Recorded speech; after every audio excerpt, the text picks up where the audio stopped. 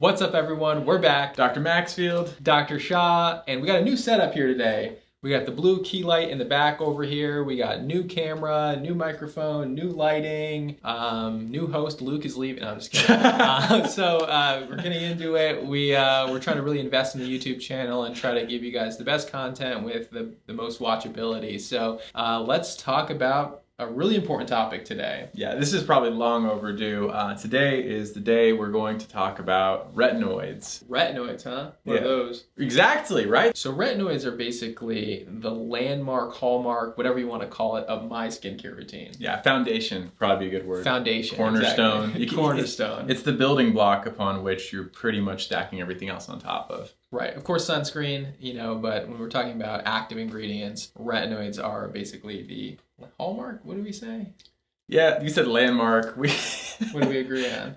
I don't know. Foundation? Foundation of my skincare routine. So what are they? So vitamin A derivatives include adapalene, tretinoin, retinol, retinaldehyde. So these are all essentially the same thing with varying degrees of efficacy. But what we're going to be talking about is essentially how to start one of these ingredients, how to incorporate them into your routine so that you can see the benefits that everyone always talks about with these ingredients. So why should you be using a retinoid? There are so many benefits to it. It has anti-acne properties. It has anti-aging properties. It improves hyperpigmentation. It improves skin texture. It minimizes the appearance of pores. And so there are so many benefits to a retinoid. The question is, how do you incorporate it into your routine so that you can actually use it and see those benefits that everyone always talks about? So we're going to be talking about those tips. Here we go. Here we go.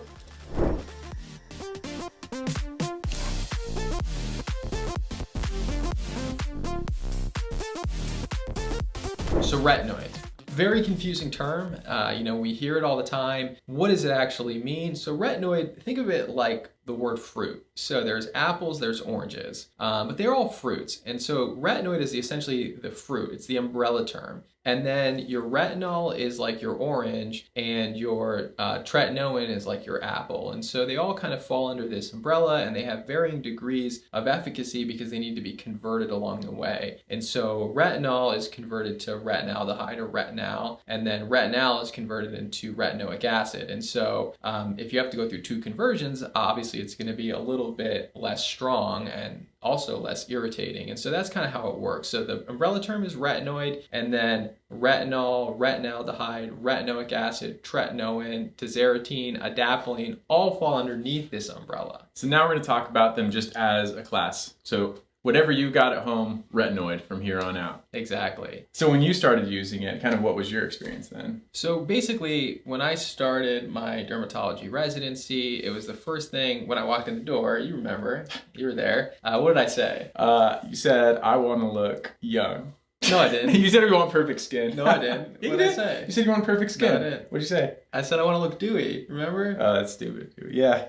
So whatever that means, right? So I see all these people all the time, right? And I don't know, maybe it's superficial, however you want to look at it. But you see certain people and light basically like reflects off of their skin in a certain way. And to me, that's that like dewy or glowy type of appearance. And I just didn't know how to achieve that. And the response from Dr. Sala, who is now, out in Florida practicing, if you guys want to find her, but she said, you need to start a retinoid in your routine. And that's going to be the thing that's going to completely change your skin. It's going to even out your texture. It's going to even out your tone. It's going to have anti-aging benefits. And that's the first thing that I would recommend in your skincare routine. And so that's when I started a retinoid, when I started my dermatology residency. And then once you started it, like, how did you do? Yeah, so initially I kind of went like full force with it, kind of like I do sort of with anything. Like I get back in the gym and then I go to the gym every day and then I kind of like burn out. So I was like, I'm just going to use this thing every day and I'm going to get all these benefits that she mentioned. I'm going to have dewy skin in like a month. And that was my like mentality. I was like, this thing's going to work immediately and I'm going to just go full force with it. And so I started to use the retinoid every single night initially. And I immediately experienced retinoid dermatitis or redness and irritation and flaking from using my retinoid. And they all made fun of me.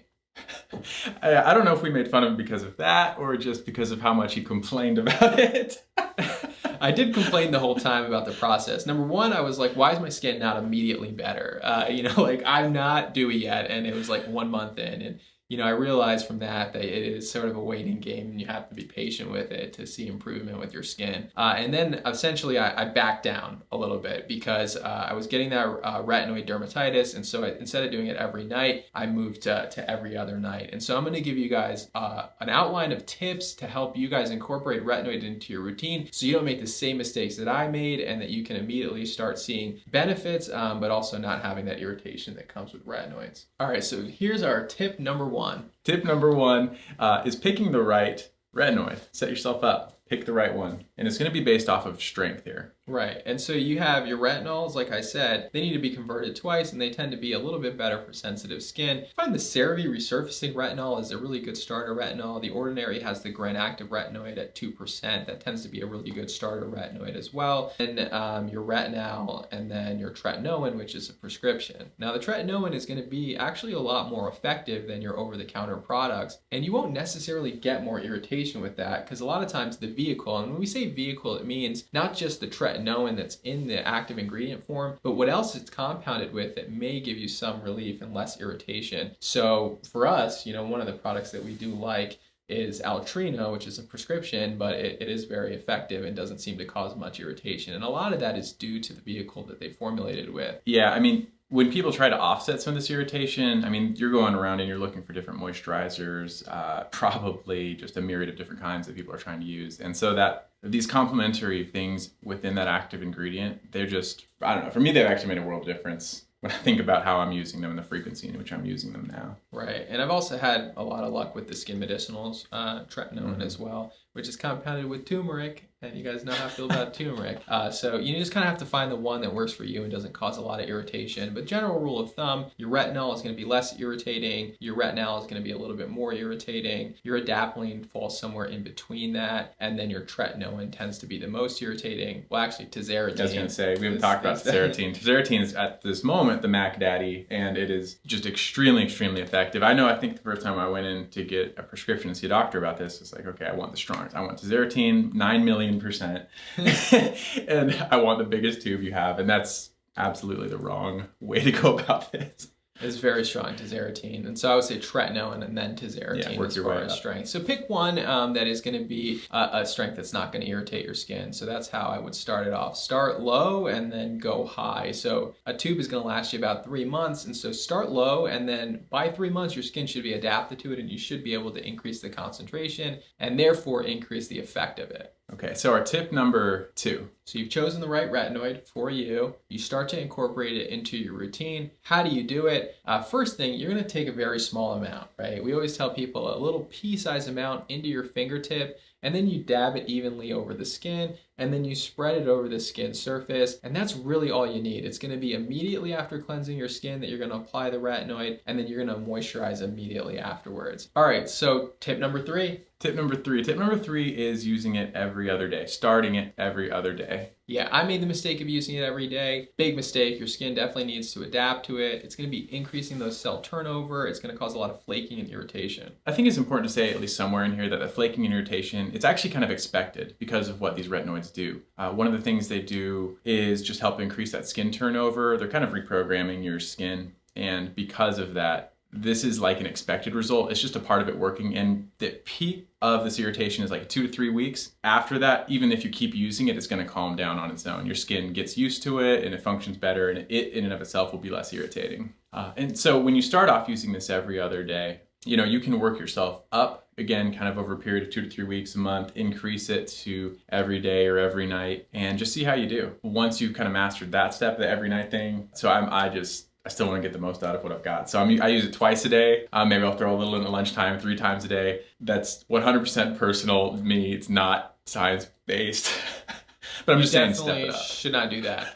So I highly do not recommend you using a retinoid 3 times a day. So what I would do is, so I kind of have a rule of 3s, and I actually just made it up in the middle of this conversation right now.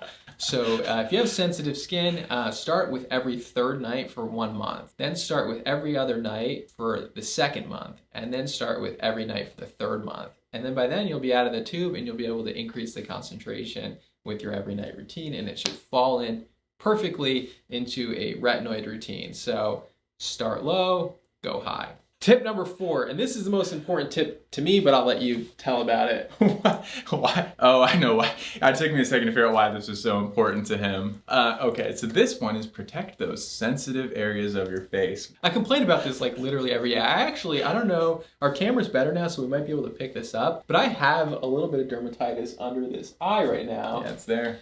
I went hard again with the exfoliants and the retinoid, and I ended up with irritation around my eyes. I have very, very sensitive eyelid skin, which is why I'm a huge proponent of eye creams. So a lot of people will tell you you don't need an eye cream. I am obsessed with eye creams, and I stand by that, and for very good reason. I have very sensitive eyelid skin, and it's the thinnest skin on the body. It really, really is, and it's the most sensitive. It's the most common location to form allergy on the face, and so for me, it's really important to apply an eye cream or an occlusive that is going to protect my eyes before I apply some of these irritating ingredients. So my recommendation, and this is from my experience, is that if you apply Vaseline or Aquaphor or CeraVe healing ointment around the eyes prior to applying your retinoid on the rest of the face, then if you have sensitive eyelids, it will protect that area. So there's a little caveat here though. This caveat is probably twofold in my mind. The first part is that these retinoids can benefit the skin around the eyes.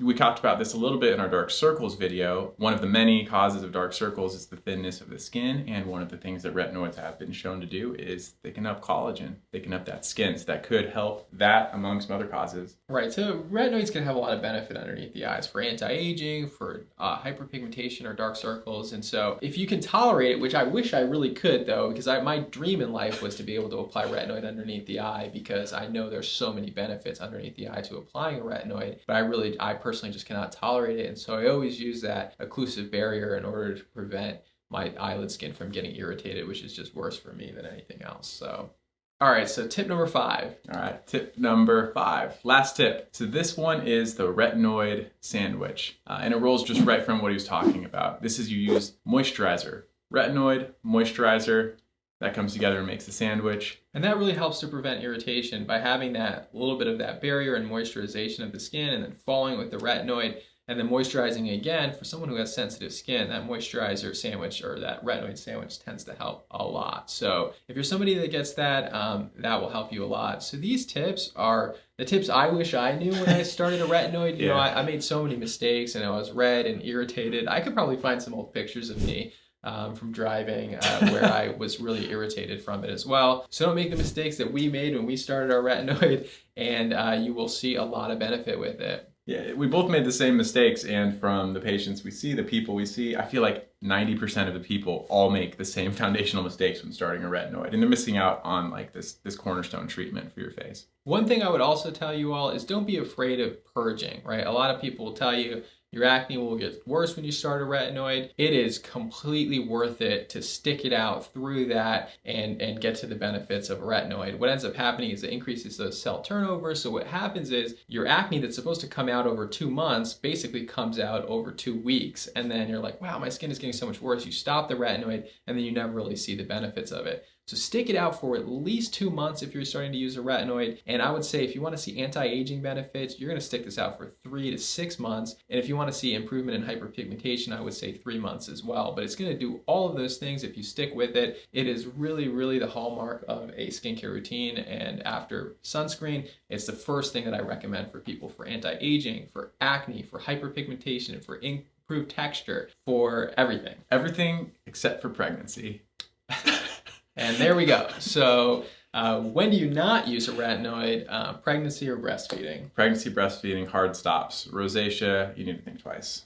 Leave some comments below about how we can improve our videos or whether or not you like our new setup. Our goal here is we don't have any ego. If you want to comment about our audio not being good, or we're talking too fast, or we're not making a lot of sense when we talk, or get to the point, or make the video shorter, things like that, it really is helpful for us. You know, we're not here to become famous and, you know, be on billboards or anything like that. We really just want to reach as many people as we can in order to improve your skin and kind of make a lasting impact on the skincare community. And so if there's any way that we can improve our watchability or improve our videos or make them more helpful to you guys, that's our only goal here. So please leave comments below and let us know what you think. Yeah, we always appreciate the feedback. We always try to get back to you as much as we possibly can. We're always so thankful for your input, so we appreciate it. And we're not dating. It's official.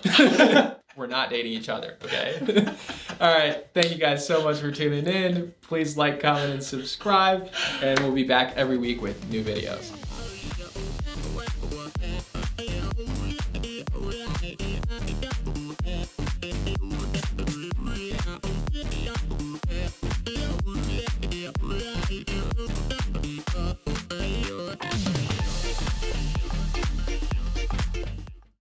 All right, tip number 1. So the most important, man, sometimes I just can't like say the most simple words. It is so frustrating. All right, anyway. All the time. All the time. That's pretty much all the time.